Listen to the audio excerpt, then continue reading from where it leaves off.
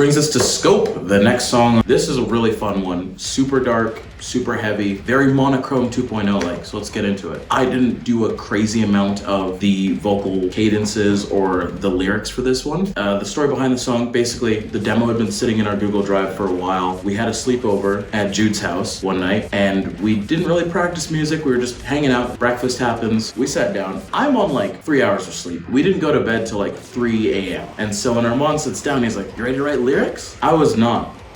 I can't write when I'm tired. That's not how that works. My brain does not function like that. Thankfully, Armand's did. So me, Armand, and Wyatt decided that we'd finish off Scope. Cool thing about this writing process was getting to see Armand's writing process versus mine. My writing process is very violent and occasionally unorganized, but usually we pull through. It's like that, where I have to wrestle with a topic or I have to really be in a really dark spot in my life to actually be creative. Armand doesn't work like that, which is super cool. So getting to watch him work out the lyrics for Scope, which is centered around the feeling of scopeasthesia, which is that sense of something watching you and you're being observed, was really cool because he would just take paranoid, fear, all these cool buzzwords and then just drag and drop, and Wyatt would be like, "Yo, we should put that line there, this line here." It was all very formulaic, which is not how I write stuff at all. So I took a back seat on writing this one because at this point my eyes resembled glazed donuts. There was nothing going on in my brain. And in the end, the writing session, the lyrics were basically done. Song was essentially finished, except for the giant gap where the chorus would go. I'm not a clean chorus guy, really, and I'm the one that was raised on basic metal chorus. That's weird for me to say. I don't like singing. It takes a lot out of me to transfer between screaming and singing, so I didn't want to have a particularly massive or high clean chorus because it would be really hard to go from the fast, aggressive, dark, heavy pacing to a really nice chorus and then back into breakdown. So the gap kind of just sat there for a long time, and we decided, you know what, we'll get Jordan Chase, our producer, who is formerly in Secret and Whisper, like, how about we get Jordan to sing on the chorus, because that'd be really cool. And so Jordan's like, "Yeah, I'll get right on that." And the gap still remained. I wrote a filler chorus, which was singing. I don't know if that'll ever be heard, but there was a filler chorus with singing in it that I wrote, that it was easy on my voice, in my comfortable vocal range, all that fun stuff. That was done. Again, song kept sitting for months and months and months. We'd play it live. We'd do my filler chorus. And it all kind of fit together, to be honest. I liked it. I thought it was fine. But Armand's a real stickler for proper choruses now that he's finally figured out how to write something other than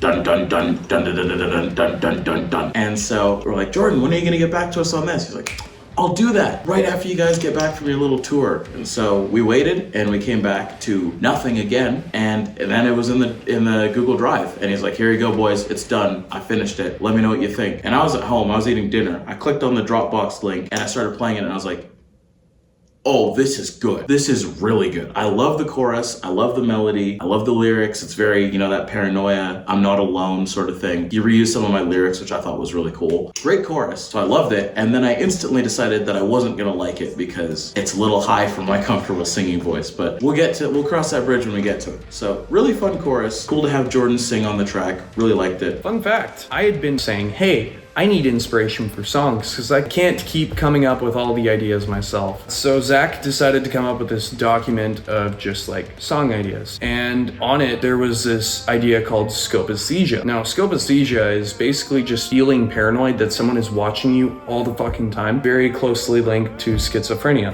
So I looked at the idea, I'm like, it's not bad.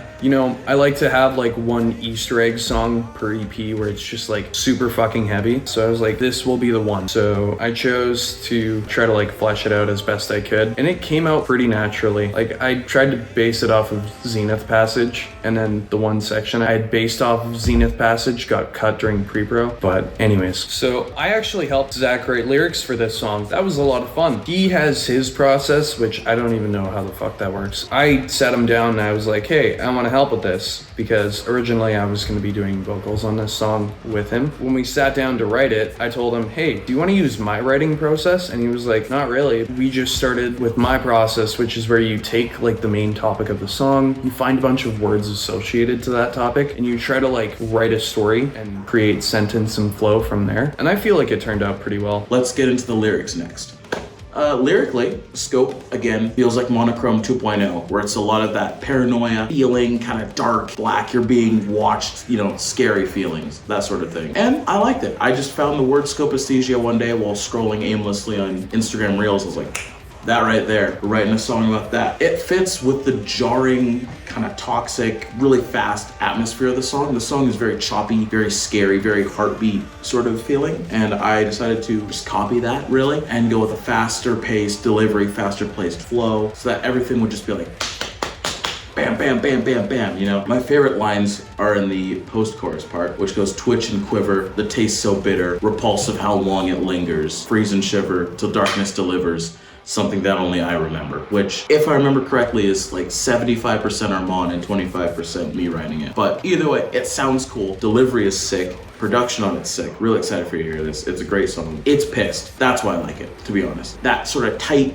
trapped feeling was what I was trying to go for, because monochrome, the first time around, I really liked how heavy it was, and I wanted to make sure on the next EP, despite Armand trying to push for a more melodic sound, that we'd still get that heaviness that I really like personally, because I'm a core kid. Let's break down the production and the whole recording process, because this one was weird. The second verse didn't sound anything like it does now. It was very dull, I guess. I mean, I kind of miss it, but it does sound a lot better now than how it did before. Yeah, just Jordan put his little fingers on it and he was like, hey, I'm gonna massage this into a song now. So of course Jude fucking loves it. Yeah. So I remember when we were writing Stygian Blue, I just kept finding projects that Jordan had mixed or mastered or been featured on, and I just kept thinking, holy shit, this dude is awesome, right? I want to have him on at least one song, especially singing cleans, because he has the voice of an angel. So when we went into the studio, I'm like, hey, we don't actually have a vocalist for this part. Do you want to maybe...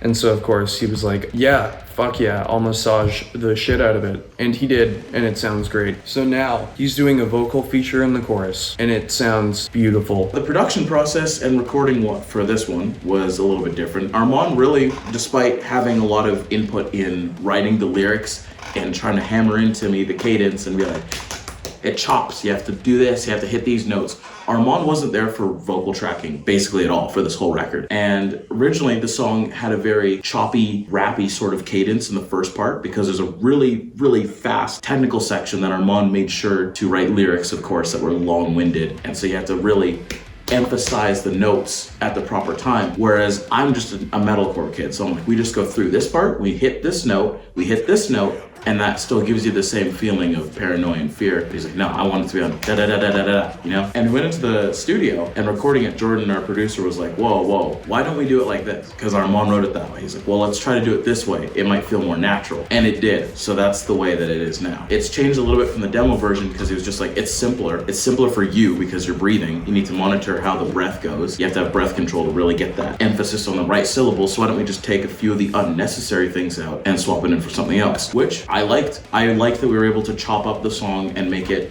performable. Because at our first couple, rehearsals and live debuts of the song, it went over well. The song was received well. It's heavy. People like it. It's really hard to get through all of those lyrics before getting into the chorus, which would be singing. And so the way that Jordan formulated it was, it's still complex. It still takes a little bit of breath control, but really it's a lot less taxing. So I like that this was the first song we really kind of chopped up and changed a lot of the vocals. For a lot of the other tracks, it was just like adding stuff. For this one, it was taking stuff away, stripping it down, making sure that you still got those feelings of entrapment and scared, vibes, but without all the extra words and sometimes unnecessary noises that I feel like were in monochrome just a little bit. Yeah, overall, really fun track. Scope featuring Jordan Chase. Banger of a track. Check it out. Thank you, bye.